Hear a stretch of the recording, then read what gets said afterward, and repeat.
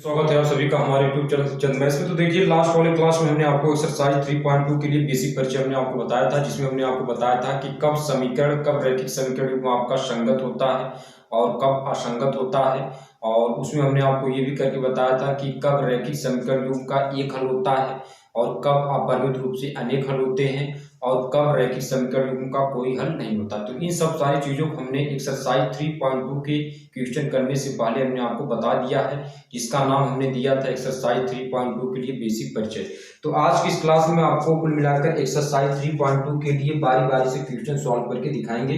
ठीक है, तो पहले क्वेश्चन को हमने पहले से ही सॉल्व करके कर लिया है, आपको केवल हमको समझा देना है, क्योंकि एक्सरसाइज 3.2 के क्वेश्चन जितने भी हैं सब आपके सरल क्वेश्चन है। ठीक है, तो समय को ना लॉस करते हुए आपको समझ लेना है। ठीक है, तो देखिए अगर आपके पास बुक है एनसीईआरटी बुक, तो प्रश्नावली 3.2 का आपका पहला क्वेश्चन आप मिलान करिए। अगर जिसके पास नहीं है तो स्क्रीन पर आपको पहला क्वेश्चन दिख जाएगा, उसको आप नोट करके उसके बाद आप समझ सकते हैं। ठीक है, तो चलिए अब यहाँ पर हमारे पास देखिए क्वेश्चन आप पढ़िए। तो इसमें दिया है कि प्रश्नावली 3.2 के लिए जो आपका दिशा निर्देश है वो आपका दिया है कि निम्न समस्याओं में रैखिक समीकरणों को युग्म बनाइए। जैसे हमने आपको बताया था कि रैखिक समीकरण को युग्म आपको कैसे बनाना है। ठीक है, और उनके ग्राफिक विषय हल ज्ञात कीजिए। तो कुल मिलाकर इसमें हमको ग्राफिक विषय हल निकालना है। ठीक, तो पहला क्वेश्चन इसमें देखिए कह रहा है कि कक्षा x के 10 विद्यार्थियों ने एक गणित की पहेली प्रतियोगिता में भाग लिया। यदि लड़कों की संख्या कितना है 4 अधिक हो, तो प्रतियोगिता में भाग लिए लड़कों और लड़कियों की संख्या ज्ञात कीजिए। ठीक है, तो हमने यहाँ पर देखिए मान लिया है, देखिए हमने मान लिया है कि माना लड़कियों की संख्या क्या है x मान लिया, लड़कियों की संख्या हमने कितना माना x मान लिया, तथा लड़कों की संख्या y। तब प्रश्नानुसार क्या होगा, क्योंकि इसमें दिया है कक्षा x के 10 विद्यार्थी, यानी दोनों का योग, यानी लड़कियों की संख्या और लड़कों की संख्या का योग किसके बराबर होगा, 10 के बराबर होगा, क्योंकि जो कुल विद्यार्थियों की संख्या वो आपकी कितनी है 10 है। तो x प्लस वाई बराबर आपका कितना हो जाएगा 10। ठीक, ये तो आपका हुआ प्रथम शर्त के अनुसार, इसको आप कह सकते हैं प्रथम शर्त के अनुसार। ठीक, अब देखिए इसमें आपका दूसरा शर्त है। दूसरा शर्त ये कह रहा है कि यदि लड़कियों की संख्या लड़कों की संख्या से 4 अधिक हो। ठीक है, तो लड़कियों की संख्या को हमने कितना माना x माना है। अब कह रहा है कि लड़कियों की संख्या जो है वो लड़कों की संख्या कितना है 4 अधिक, यानी 4 अधिक है। तो अगर हमको दोनों बराबर करना पड़ेगा, दोनों बराबर करने के लिए हमको क्या करना पड़ेगा, इसमें 4 अधिक करना पड़ेगा, किसमें लड़कों की संख्या में। ठीक है, क्योंकि कह रहा है कि लड़कियों की संख्या जो है वो लड़कों की संख्या कितनी अधिक है 4 अधिक है। तो इसमें हम 4 अधिक करेंगे तभी तो आपका बराबर होगा। तो यहाँ हमने कर लिया x बराबर y प्लस 4। तो अब हमने y को इधर लेकर आया है, तो x माइनस वाई बराबर कितना हुआ 4। ये आपका समीकरण नंबर 2। और ये जो हमने बनाया था कि लड़कों और लड़कियों की संख्या कितनी है 10, ये समीकरण नंबर आपका ये हो जाएगा। ठीक, तो अब हमने आपको बताया था अगर हमको ग्राफिक विधि में दिखाना है या ग्राफिक विधि में हल करना है, ग्राफिक विधि से हल करना है, तो उसके लिए आपको पहले समीकरण के अंतर्गत हमको एक टेबल तैयार करना पड़ेगा, उसके बाद दूसरे समीकरण के अंतर्गत हमको एक टेबल तैयार करना पड़ेगा। तो देखिए पहला समीकरण हमारे पास, देखिए हमारे पास क्या है x प्लस वाई बराबर 10। तो हमने यहाँ x बराबर कर लिया 10 माइनस वाई, क्या किया है 10 माइनस वाई। आप प्लस वाई इधर लेकर आएंगे तो आपको माइनस वाई हो जाएगा। ठीक, अब हमने क्या किया है, यहाँ पर हमने y का मान कितना रखा 5। तो अगर आप y का मान 5 रखेंगे तो 10 में से 5 घटाएंगे कितना होगा आपका 5 हो जाएगा। ठीक, यानी y का मान 5 रखने पर x का मान कितना हो जाएगा 5 हो जाएगा। रखने को आप कुछ भी रख सकते हैं, उससे कोई दिक्कत नहीं, लेकिन ऐसा रखना है कि आपका नियरेस्ट मान हो और जो आपका मान है वो आपका पूर्णांक माना चाहिए। पॉइंट में आ जाएगा तभी कोई दिक्कत नहीं है। ठीक है, लेकिन प्रयास करिएगा कि आपको पूर्णांक में लाना है। ठीक, अब हमने y का मान 3 रख लिया, 10 में से 3 घटाएंगे तो x का मान कितना हो जाएगा आपका 7 हो जाएगा। ठीक, तो हमने केवल क्या किया, एक बार 5 रखा एक बार 3 रखा। ठीक है, इसके आगे भी आप बढ़ा सकते हैं, लेकिन यहीं पर आप स्टॉप कर लीजिए। ठीक, बढ़ाना है तो आप बढ़ा सकते हैं, कोई दिक्कत नहीं है। अब देखिए दूसरा वाला समीकरण हमारे पास क्या है, x माइनस वाई बराबर आपका कितना 4। तो x बराबर कितना है, हमने x बराबर यानी y को हमने इधर कर लिया, तो माइनस वाई इसको इधर लेकर आएंगे तो आपको कितना होगा प्लस वाई। तो x बराबर कितना होगा 4 प्लस वाई हो जाएगा। ठीक है, अब हमने क्या किया है, जो हमने y की जगह पर रखा, y की जगह हमने 0 रखा, तो x का मान कितना है 4 है, क्योंकि 4 प्लस 0 करेंगे तो आपका कितना होगा 4 ही आएगा। अब इसके बाद हमने y की जगह कितना रखा 2, तो y की जगह 2 रखेंगे, 4 + 2 कितना हो जाएगा आपका 6 हो जाएगा। ठीक, तो अब इसी को हमने जो हमने पॉइंट टेबल तैयार किया है इसको हमको ग्राफ में कर लेना है। तो ग्राफ में आपका देखिए एक एक खाना बना होगा, तो ये खाना आपका कितना 1 हो जाएगा, इतना आपका 2, इतना 3, इतना 4। ठीक है, तो इसीलिए हमने आपको समझाने के लिए पहले से बना लिया है। तो अब यहाँ पर तो ग्राफ है नहीं, ठीक है, तो आप अपने ग्राफ में कर लीजिएगा। अब देखिए इसमें यहाँ पर देखिए हाईएस्ट मान आपका कितना है 7 है। ठीक है, हमने 9 तक कर लिया। तो देखिए ये आपका क्या होता है, x अक्ष का, ये आपका क्या होता है x अक्ष का पॉजिटिव डायरेक्शन। ठीक, और इधर आपका क्या होता है x अक्ष का नेगेटिव डायरेक्शन, जिसे x डैश से निरूपित करते हैं। ये आपका क्या होता है y अक्ष का पॉजिटिव डायरेक्शन, इधर आपका क्या होता है y अक्ष का नेगेटिव डायरेक्शन, इसे y डैश से निरूपित करते हैं। ठीक है, तो अब यहाँ पर आप 1 2 3 4 5 6 7 8 9, ठीक है, आप वहां पर ग्राफ में आपको इस टाइप से देखिए एक एक खाना आपका बना है। ठीक है, देखिए यहाँ पर आपका एक खाना 2 3 4 5 ऐसे आपको खाना बना होगा, तो आपको वहां पर 1 2 3 4 5 6 7 8 9 इसे आपको दर्शा देना है। ठीक है, ऐसे आपको करना है। देखिए इस तरीके से आपको ग्राफ खींच लेना है। ठीक, तो अब देखिए इसमें हमारे पास हमने 1 2 3 4 5 6 7 8 9 कर लिया। ठीक, अब देखिए इसमें आपका इधर भी हमने, इधर आपका पॉजिटिव है, ये x अक्ष का पॉजिटिव, इधर y अक्ष का पॉजिटिव है, तो 1 2 3 4 5 6 7। अब हमको नेगेटिव कोई वैल्यू है नहीं, तो नेगेटिव वाला करने की जरूरत नहीं है। ठीक है, अब देखिए हमको पहले समीकरण में पहले लेकर चलेंगे। ठीक है, तो पहला समीकरण हमारे पास क्या, पहले क्या होता है x, उसके बाद y, पहले अक्ष लिखते हैं। ठीक है, उसके बाद पहले कोट लिखते हैं। ठीक है, पहले आपका क्या लिखते हैं, पहले x लिखते हैं, उसके बाद y लिखते हैं। ठीक, यानी पहले हम क्या करेंगे, पहले समीकरण के अंतर्गत। ठीक, तो यानी हमारे पास क्या है, यहाँ आपका क्या है 5, 5। ठीक, यानी पहले हम क्या लिखते हैं, पहले भुज, उसके बाद आपका क्या होता है कोटि होता है।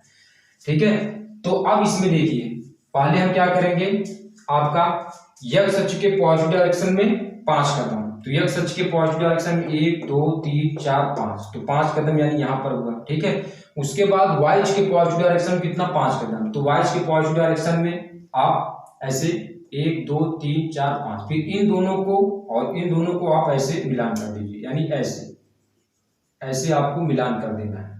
ठीक है, ऐसे, तो जहां पर ये मिलेंगे, हमने यहाँ पर पॉइंट मान लिया P, तो P का निशान कितना होगा 5, 5 हो गया।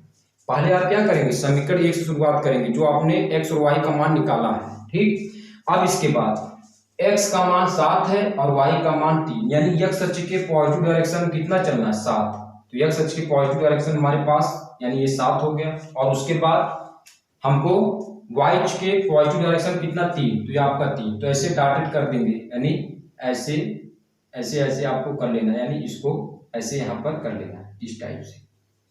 ठीक, नहीं होगा। ठीक, तो ये हमारे पास हुआ कितना 7, 3। अब देखिए इसमें अभी हमारे पास समीकरण नंबर 1 में जितने भी हमने टेबल निकाले थे हमने यहाँ कर लिया। अब समीकरण नंबर 2 में आ जाइए, तो x कितना 4, फिर y कितना 0, यानी x अक्ष के पॉजिटिव डायरेक्शन में 4 और y हमको चलना नहीं, तो ये आपका 4 हो, तो 4, 0 आपका ये होगा।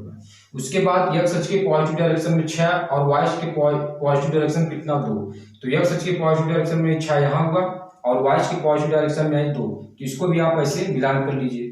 ठीक है, ऐसे आपको कर लेना है और इसको ऐसे कर लेना है। ठीक है, अब दोनों रेखाएं जहां पर ये काट रही हैं, ठीक है, जहां पर ये दोनों रेखाएं काट रही हैं, जैसे आपको इसे मिलान कर लेना फीट की सहायता से।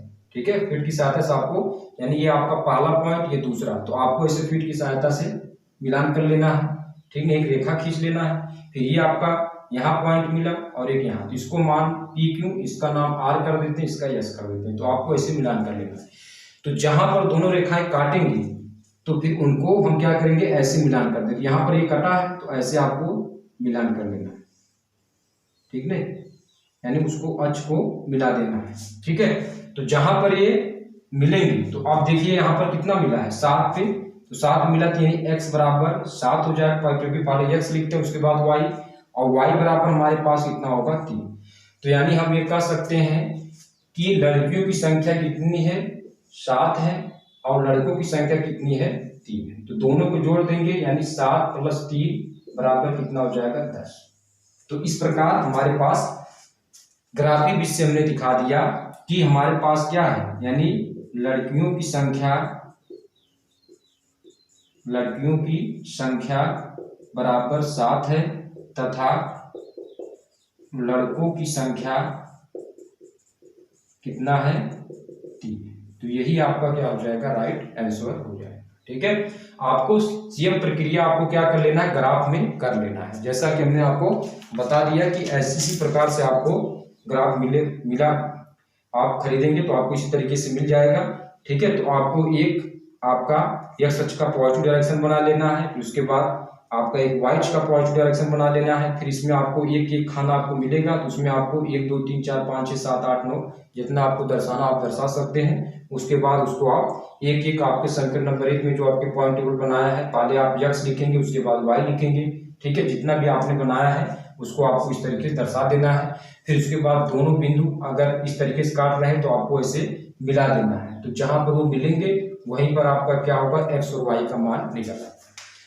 तो इस तरीके से हमने आपको यानी एक्सरसाइज 3.2 का पहले क्वेश्चन का हमने हल आपको करके बता दिया है। अब आते हैं दूसरे क्वेश्चन को और दूसरे क्वेश्चन को भी सॉल्व करते हैं इसी तरीके से। चलिए इसको रफ कर देते हैं। इसके बाद आते हैं इसके दूसरे नंबर क्वेश्चन पर। तो दूसरे नंबर क्वेश्चन दिया है कि 5 पेंसिल तथा 7 कलमों का कुल मूल्य रुपए 50 है। तो माना एक पेंसिल का मूल्य रुपए x है तथा एक कलम का मूल्य हमने मान लिया रुपए y है। ठीक है, अब इसमें प्रश्नानुसार हो जाएगा, यानी आपका पहले शर्त के अनुसार आप ये कह सकते हैं, पहले शर्त के अनुसार। यानी इसमें दिया है 5 पेंसिल तथा 7 कलम का मूल्य। तो 5 पेंसिल यानी x में 5 का गुणा यानी 5x और 7 पेंसिल यानी y में 7 का गुणा यानी 7y। अब दोनों का योग कितना है, 50 है।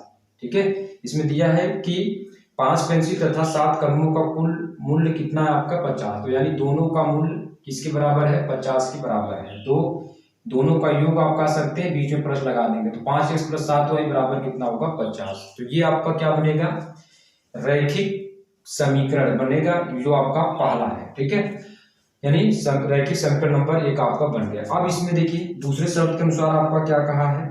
तो आप देखिए इसमें दिया जबकि 7 पेंसिल तथा 5 कलमों का मूल्य 46 है। ठीक है, यानी 7 पेंसिल, तो x में आप 7 से गुणा करेंगे और y में आप कितने का 5 से गुणा, क्योंकि 7 पेंसिल और 5 कलम का मूल्य आपका कितना दिया 46। तो 7x + 5y बराबर 46 समीकरण नंबर 2 हो जाएगा। तो हमने आपको बताया था कि आपको ग्राफिक विधि से हल करना है, तो आपको समीकरण 1 और समीकरण 2 का आपको पॉइंट टेबल बनाना पड़ेगा। तो अब समीकरण नंबर 1 से हमारे पास कितना है, 7y को हमने यहाँ रखा है, 5x उधर ट्रांसफर कर दिया तो 50 - 5x हो जाएगा। तो y बराबर कितना हो जाएगा, 7 नीचे, क्योंकि ये गुणे के बटे में 50 - 5x बटे कितना हो जाएगा 7।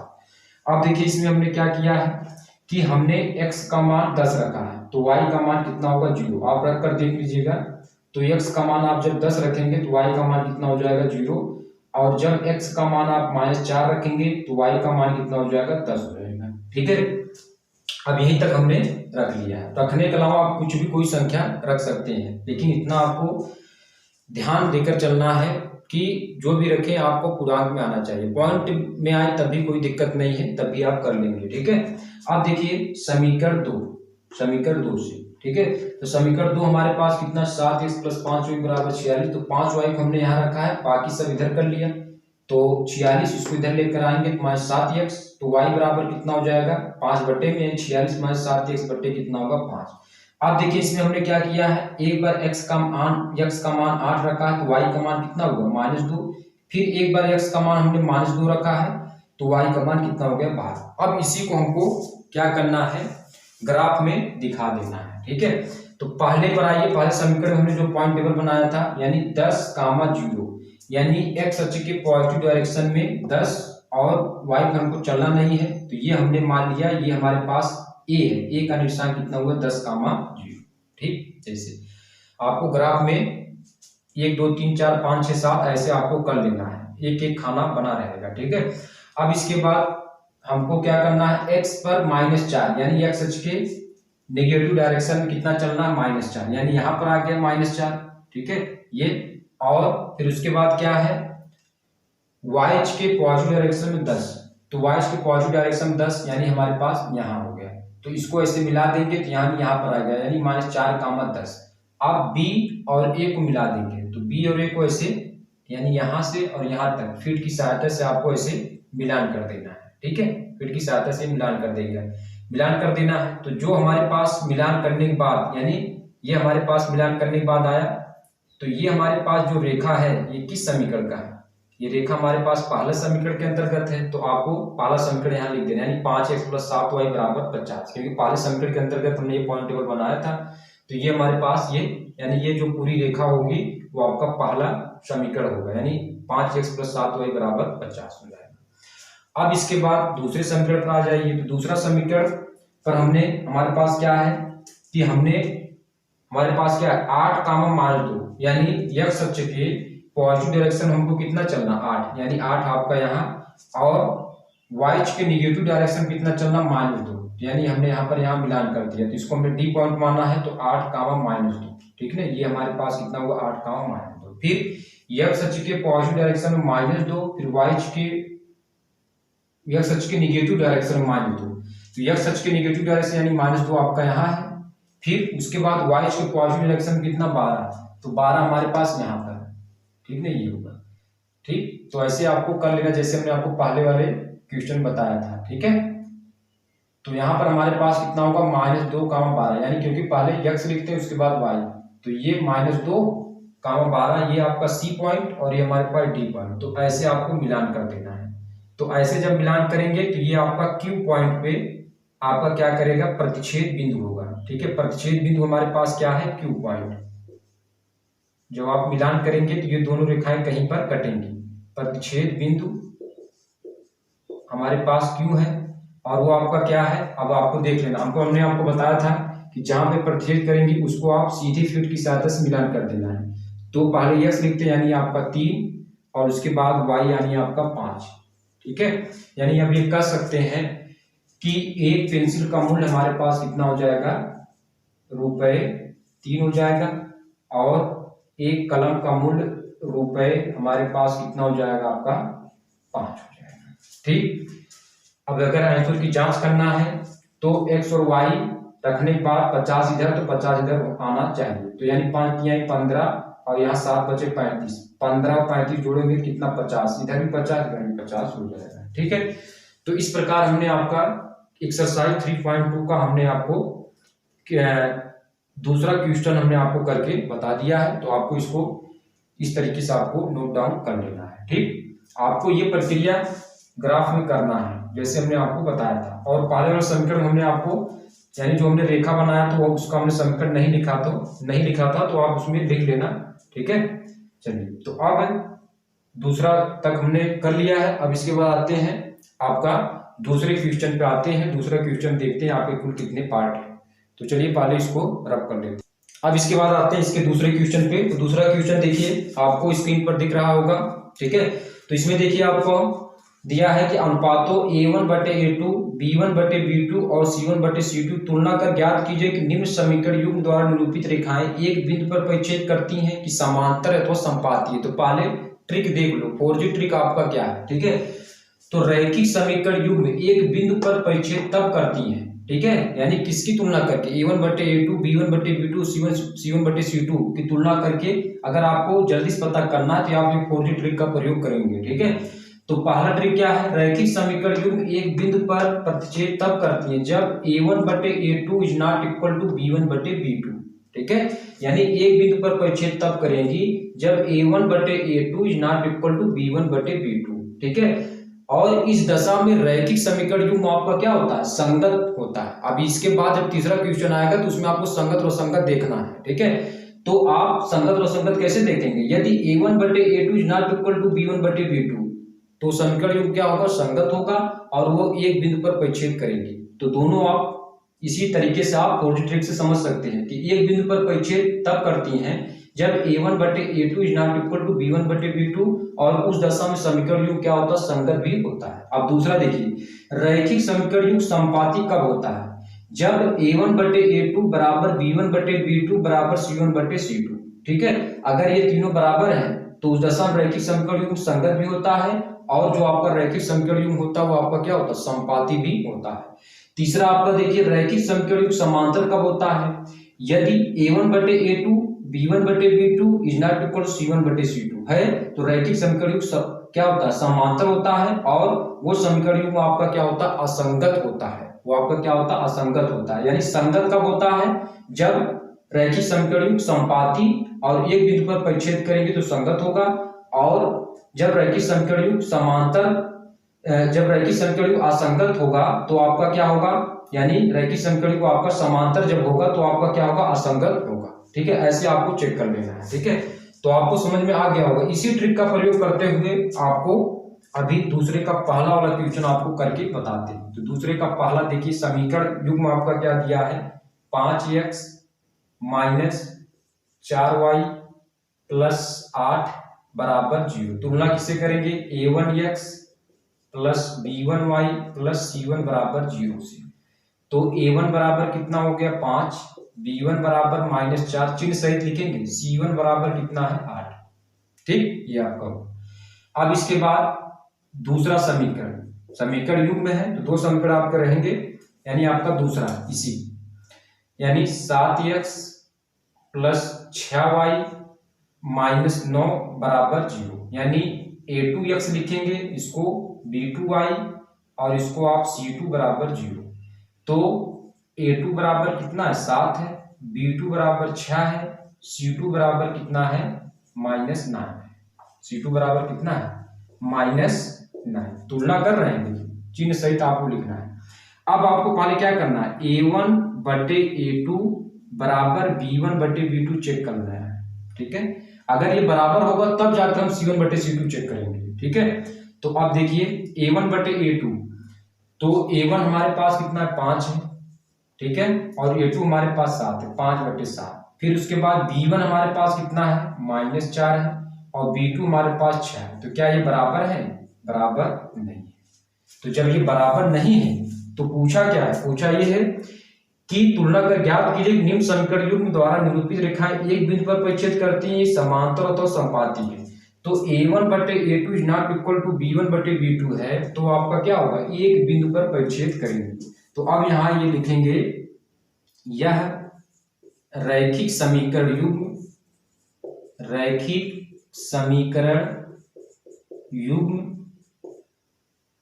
रैखिक समीकरण युग्म एक बिंदु पर परिच्छेद करेंगे, एक बिंदु पर प्रतिच्छेद करेंगे, परिच्छेद करती है, ऐसे आपको लिख देना है। ठीक, ये आपको, तो इसी ट्रिक का प्रयोग करते हुए आपको इसी तरीके से निकाल लेना है। तो अगर आपको संगत पूछा होता तो आपका ये संगत भी होता, लेकिन हमको इसमें आपको क्या बताना है, केवल ये बताना है तुलना करके कि एक बिंदु पर छेद करती है कि समांतर है कि संपाती है। ठीक है, चलिए अब इसके बाद दूसरे पर आते हैं, इसको रब कर देते हैं, चलिए रब कर देते हैं। इसके बाद दूसरे पर आते हैं, यानी दूसरे में कुल कितने पार्ट हैं आपके, कुल 3 पार्ट है। तो हमने एक पार्ट देख लिया है, अब आते हैं इसके दूसरे पार्ट में। तो दूसरा वाला पार्ट देखिए, इसमें आपका समीकरण क्या दिया, 9x प्लस 3y प्लस 12 बराबर 0। ठीक, उसके बाद 18x प्लस 6y और प्लस 24 बराबर 0। ठीक, तो अब हमारे पास अगर हम a1 निकालें तो a1 बराबर 9, और यहाँ तुलना कर लीजिएगा a1x प्लस b1y और प्लस c1, और ये हमारे पास a2x और ये b2y और प्लस c2 बराबर 0, ये भी आपका 0 हो जाएगा। तो a1 का मान हमारे पास कितना है 9 है, b1 का मान हमारे पास कितना 3 है, c1 का मान हमारे पास 12 है।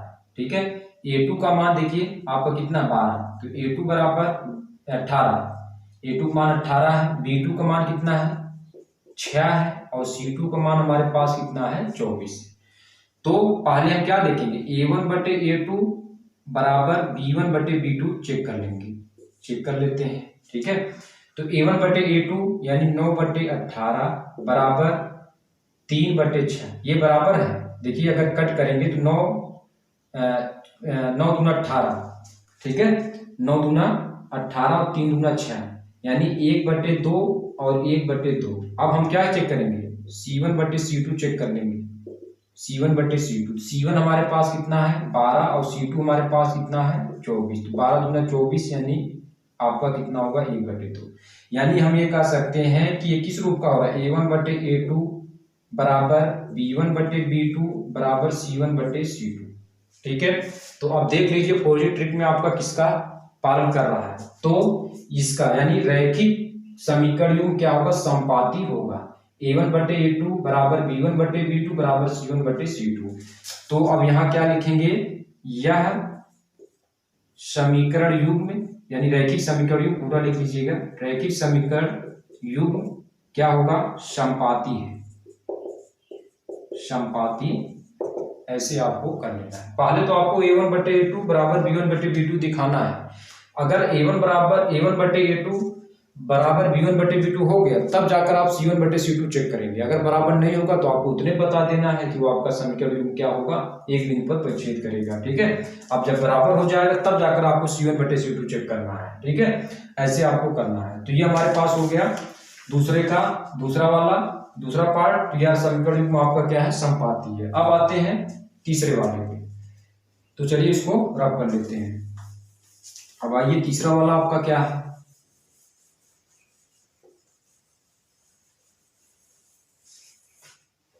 अब आते हैं तीसरे वाले। देखिए दूसरे का तीसरा पार्ट, तो दूसरे का तीसरा पार्ट देखिए आपका क्या दिया है 6x - 3y, 6x - 3y plus 10 बराबर 0। यहीं पर तुलना कर लेते हैं A1x plus B1y plus C1 बराबर 0। तो A1 का मान कितना है 6 है, B1 का मान देखिए -3 है, B1 की जगह -3 है, A1 की जगह कितना 6 है। ठीक है, और C1 का मान कितना हो गया 10 हो गया। अब इसके बाद आते हैं नीचे वाला, यानी 2x - y प्लस 9 बराबर 0, यानी A2x है और प्लस B2y और प्लस C2 बराबर 0। ठीक, तो आप यहां पर देखिए A2 बराबर कितना है 2 है और B2 बराबर कितना हो -1। यहाँ y का गुणांक -1 है। ठीक है, जैसे अगर x है तो x का गुणांक 1 है, -x है तो इसके आगे -1 है, -x है तो इसका गुणांक क्या है -1 है। ठीक है, यानी किसी भी चर के सामने एक होता है, एक का गुणांक होता है। तो A1 बराबर कितना होगा आपका, यानी A2 बराबर 2 हो गया, B2 बराबर -1 और C2, तो C2 बराबर कितना हो जाएगा 9 हो जाएगा तुलना करके। अब बिल्कुल उसी तरीके से पहले हम क्या करेंगे A1/A2 बराबर B1/B2 पहले चेक कर लेते हैं। ठीक है, उसके बाद आगे चेक करेंगे अगर ये बराबर हो जाएगा तो A1 6 है, A2 हमारे पास कितना 2 बराबर B1 आपका -3 और आपका B2 -1, कैंसिल 2 3 6 यानी 3 बराबर 3 हो गया। अब इसके आगे C1/C2 चेक कर लीजिए क्योंकि ये तो बराबर हो गया, यानी A1/A2 बराबर B1/B2 बराबर हो गया। अब C1 और C2 चेक करेंगे तो C1 हमारे पास कितना है 10 है और C2 हमारे पास कितना है 9 है। ठीक, तो कटेगा ही नहीं, यानी इज नॉट इक्वल टू 10/9। यानी अब ये कह सकते हैं A1 बराबर A1/A2 बराबर B1/B2 है, लेकिन B1/B2 is not equal to C1/C2। यानी अब इसमें देख लेंगे फॉरजी ट्रिक में किसका पालन कर रहा है। तो आप ये देखिए A1/A2 बराबर B1/B2 is not equal to C1/C2, तो ये रैखिक समीकरण युग्म क्या होगा समांतर होगा। तो अब यहां लिखेंगे यह रैखिक समीकरण युग्म क्या होगा समांतर है, ऐसे आपको कर लेना है। ठीक, अब ये दूसरे का तीनों पार्ट हमने करके बता दिया। अब देखिए आते हैं तीसरे वाले पे, तीसरा वाला भी कंप्लीट कर लेते हैं, इसी फॉरजी ट्रिक से आपका लगेगा। अब आते हैं तीसरा वाला,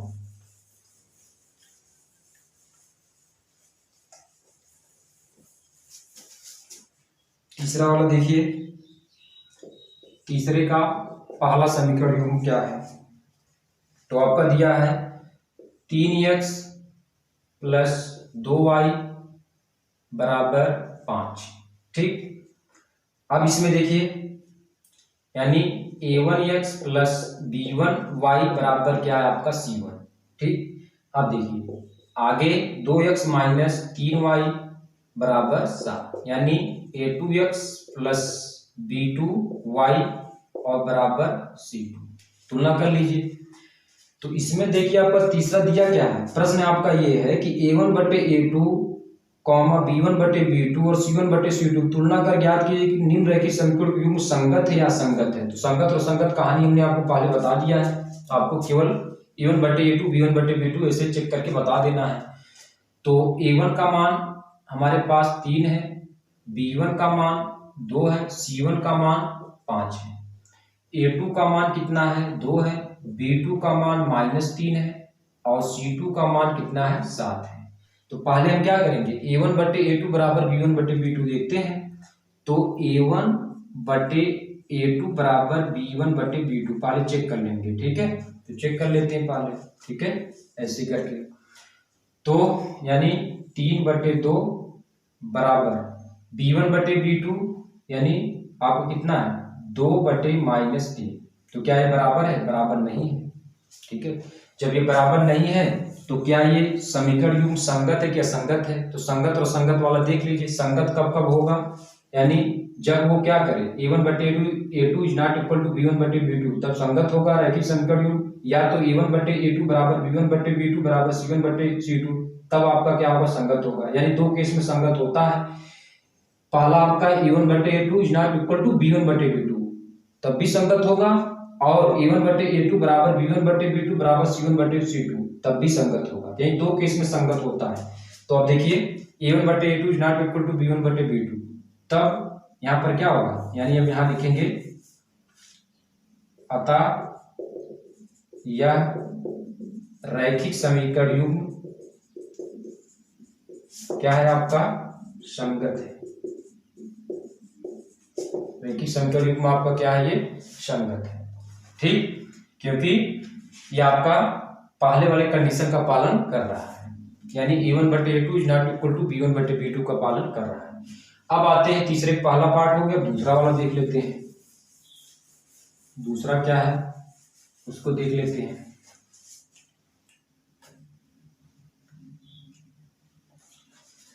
अब देखिए इसका दूसरा, ठीक है, ये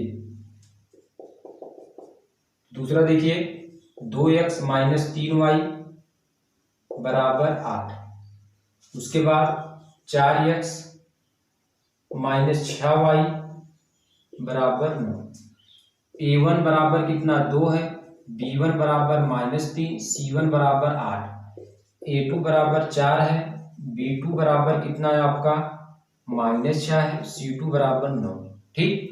तो पहले आप a1 बटे a2 बराबर b1 बटे b2 चेक कर लेंगे, ठीक। तो a1 बटे a2 यानी 2 बटे 4 बराबर है b1 बटे b2 के, तो -3 और -6, 2 दूना 4, 1 बटे 2, माइनस माइनस कैंसिल, 3 दूना 6, 1 बटे 2। अब बराबर c1 बटे c2 भी चेक कर लीजिए क्योंकि ये बराबर हो गए। तो c1 बटे c2 यानी आपका 8 है और c2 हमारे पास कितना है 9, तो ये बराबर नहीं है, यानी ये बराबर नहीं है। तो किस वाले ट्रिक के अंतर्गत आएगा आपका ये, यानी तीसरे वाले। तो रैखिक समीकरण युग्म क्या हो, समांतर और ये असंगत, तो ये आपका क्या होगा, असंगत होगा। तो यह क्योंकि ये a1 बटे a2 बराबर b1 बटे b2 is not equal c1 बटे c2 है, तो केवल एक कंडीशन के अंतर्गत ये असंगत होता है। तो यह रैखिक समीकरण युग्म क्या होगा, असंगत होगा, असंगत है, ठीक। तो हमने दूसरा वाला कर लिया। अब इसको रब करते हैं, अब इसके बाद आते हैं तीसरे वाले पे। अब आते हैं इसके तीसरे पार्ट को और तीसरा पार्ट सॉल्व करते हैं। तो चलिए पहले इसको रब कर लेते हैं। तो तीसरा पार्ट देखते हैं आपका। तो इसमें दिया है 3 बटे 2x, ठीक है, और प्लस 5 बटे 3y बराबर 7। इसे रैखिक समीकरण युग्म के रूप में दिखा देते हैं, ठीक है, यानी बटा वाला हटा देते हैं। तो इसका एलसीएम कितना होगा 6, 2 तिहाई 6, 3 त्रिका 9x प्लस 3 दूना 6, 2 पंचे 10 y बराबर 7, यानी 9x प्लस 10y और 7×6 = 42। ये समीकरण नंबर 1 मान, ठीक ना, ये आपका हो जाएगा। अब इसमें देखिए आगे इसमें क्या है, 9x माइनस 10y बराबर 14, ये आपका दूसरा, ठीक। अब इसमें तुलना कर लेते हैं, तो a1 बराबर कितना है 9, b1 बराबर कितना है 10, c1 बराबर 42, a2 बराबर 9, b1 बराबर -10, c2 बराबर 14। तो पहले a1 बटे a2 बराबर b1 बटे b2 चेक कर लेते हैं, ठीक। तो 9 बटे 9 बराबर 10 बटे -10, ठीक। तो अगर ये कैंसिल करेंगे, 1 बराबर -1, ये नहीं है, ये नहीं होता है कि 1 -1 के बराबर हो, तो ये नहीं है, यानी a1 बटे a2 is not equal to b1 बटे b2। तो यानी यह रैखिक समीकरण युग्म क्या होगा, रैखिक समीकरण युग्म संगत है, ये आपका क्या होगा, संगत होगा। चेक हो गया। अब आते हैं तीसरे का, आपका जो आपका अगला पार्ट है उसको सॉल्व करते हैं। तो तीसरे का चौथा पार्ट देखिए, तो इसमें दिया है 5x माइनस 3y बराबर 11। तो a1 बराबर 5, b1 बराबर -3, c1 बराबर 11। आगे -10x प्लस 6y बराबर -22। तो a1 यानी a2, ये आपका क्या होगा a2। तो a2 बराबर -10, b2 बराबर 6 और c2 बराबर -22। तो पहले आप a1 बटे a2 बराबर b1 बटे b2 चेक कर लेंगे। तो पहले देख लेते हैं, a1 बटे a2 यानी 5 बटे -10 बराबर b1 बटे b2 यानी -3 बटे 6। तो कैंसिल करेंगे, 5 दूना 10 यानी -1 बटे 2, 3 दूना 6 यानी -1 बटे 2 बराबर है। तो आगे चेक कर लेंगे, c1 बटे c2 11 और c2 यानी -22, ठीक। 11 दूना 22, अरे यहाँ पर नहीं, यहाँ पर नहीं, यहाँ पर तो केवल क्या लिखेंगे c1 बटे c2, यहाँ चेक करेंगे तो 11 और ये -22, तो 11 दूना 22 यानी -1 बटे 2। तो यानी ये बराबर a1 बटे a2 बराबर b1 बटे b2 बराबर c1 बटे c2। तब यह फौजी ट्रिक से क्या होगा, समीकरण युग्म क्या होगा, संगत। तब यह रैखिक समीकरण युग्म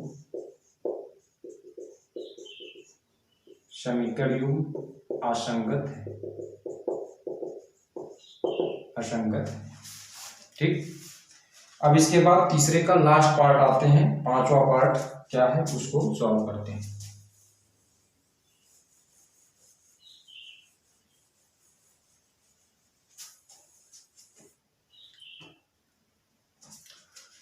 अब देखिए इसके आपका तीसरे का लास्ट पार्ट, 4/3x 2y बराबर 8। तो इसको सीधा करें तो हमारे पास कितना होगा, 4x प्लस 3 दूना 6y, 3 से सब में गुणा, 8 3 24, ठीक है। इसको सीधा कर लिया हमने, यानी हमने बटा वाला कहानी खत्म कर लिया। तो अब यहाँ पर a1 का मान 4, b1 का मान 6 और c1 का मान 24। अब इसके बाद इसी में दूसरा जो समीकरण है 2x प्लस 3y बराबर 12।